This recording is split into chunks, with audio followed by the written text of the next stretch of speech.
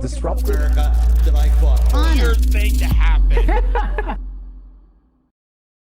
Hello, one and all. Welcome to this edition of Kitz Corner. It's been a fantastic day so far.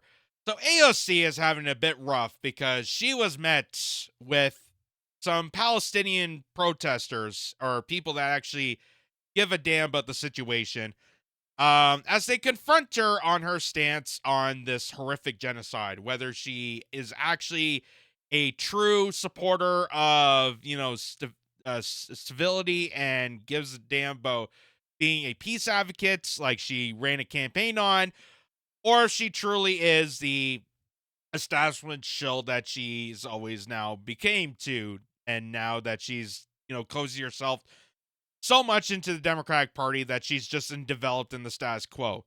And people confronted her on this on basically a New York subway, I do believe, where AOC met her match. Because let's not forget, AOC was the one that said, bring on the ruckus. We got to make sure politicians are uncomfortable and be questioned. Well, now people are questioning her, and now she's feeling uncomfortable, and she wants to take that back. Take a look. You refuse to call it a genocide in front of everyone. I need you to understand that this is not okay. It's not okay that there's a genocide happening. You're not actively against it. You're lying. I'm lying. You're not. You went on TV and avoided talking about it. For what? You just now act. You can't say it's a genocide or what? You're just acting for political base. You can't call it a genocide. Then how do you say it? We're not lying. We're not lying. You've been We're on saying it in TV. interviews. It's insane. You haven't been calling it a genocide. Don't tell me I'm lying.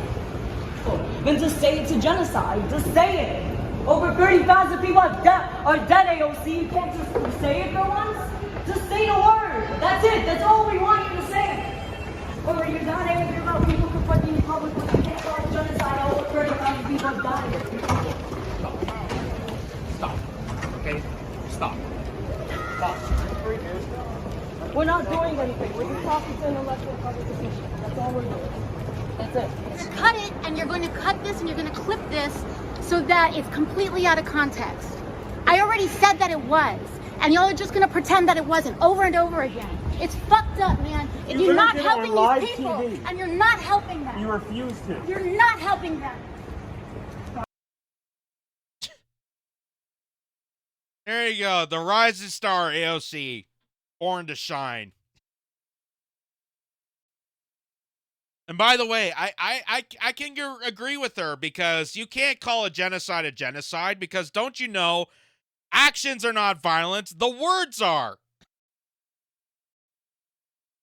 They're not actually massacring people because the massacres really happen on X when people confront me. That's the real massacre. That's the real tragic event, and no one seems to give a damn.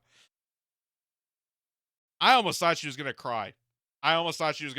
I almost had bets going to see if she was going to have a psychotic meltdown because that's the signs of, eating your own words. That's exactly what's happening. AOC is eating her own words because people are actually bringing the ruckus to her because she's now a representative. She is part of the Democratic establishment. She has cozied up herself to Nancy Pelosi and the other warmongers.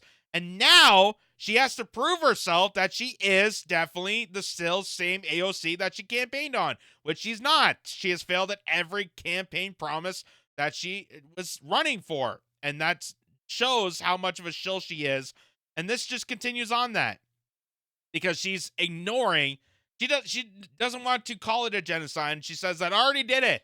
I already did it on, someday when, I don't know, I already did this, and you're going to take this clip, and you're going to, All she had to do was say it was a genocide.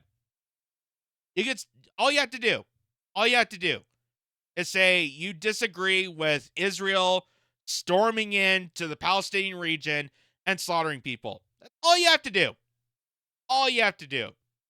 But she knows that if she said something like that, if she actually recognized the situation as what it is, she will be no longer allowed in the acceptable democratic society, the hoity-toityness of being a politician.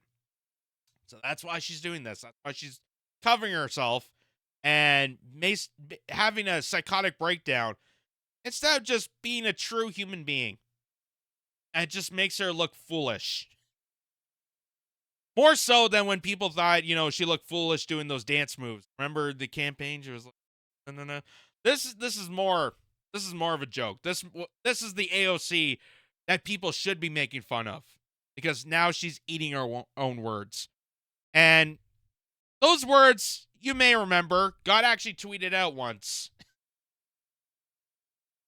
The Miss Bring on the Ruckus. This is what she used to say. Because she said the whole point of protesting is to make people uncomfortable. Like she was. And she was very uncomfortable saying that, I don't have the time for this. I don't have the time. I was going to go to a Broadway show or go to the Met Gala wearing a fancy dress that says I eat the rich, but I'm actually a rich person myself. I don't have time for this. She once said, the whole point of protesting is to make people uncomfortable.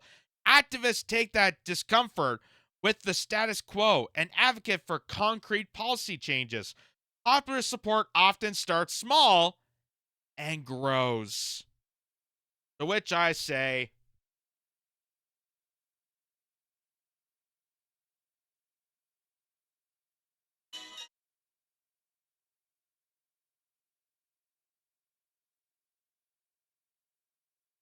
I had to add that in.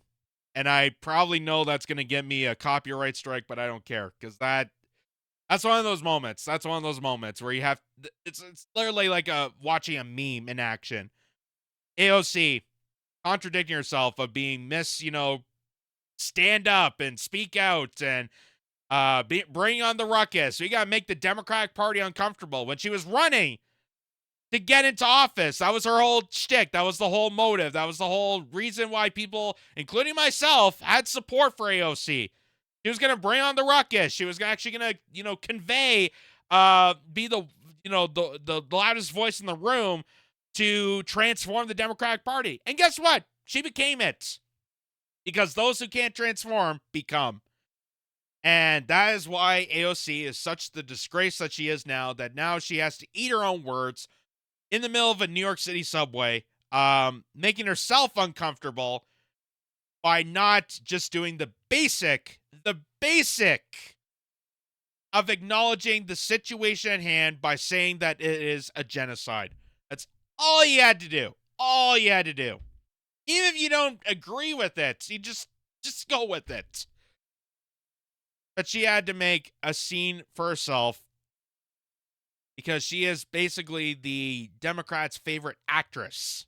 Definitely good at the role of being a conveying politician. She knows how to do, those TikToks and the Instagram lives. Like, I care about the people.